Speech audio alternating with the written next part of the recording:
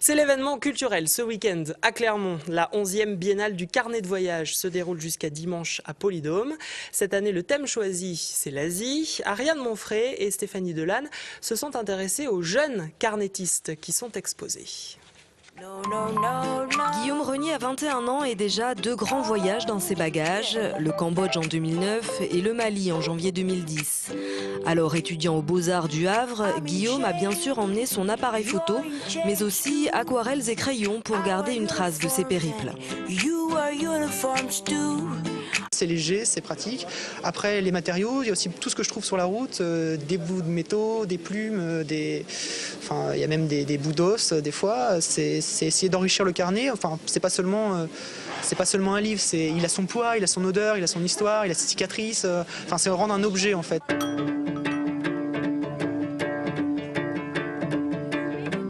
À chacun de ses voyages, Guillaume s'est laissé guider par ses pas sans trop planifier d'itinéraire. Ce sont les rencontres qui ont façonné le carnet de route et par là même enrichi ses carnets de voyage.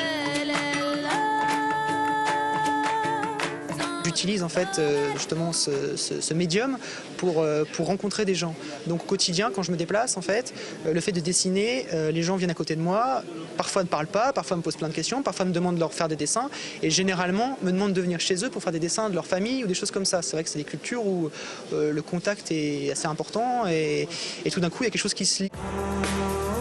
Le lien entre les cultures, c'est ce qui caractérise aussi la fabrication de cet autre carnet de voyage. Des lycéens de Godefroy-de-Bouillon ont passé 10 jours à Istanbul l'an dernier dans le lycée français Saint-Joseph. Ils ont ramené un carnet sur le thème de l'eau. Ça a permis de voir un peu la vision des autres élèves, parce qu'on n'avait pas tous la même vision du voyage.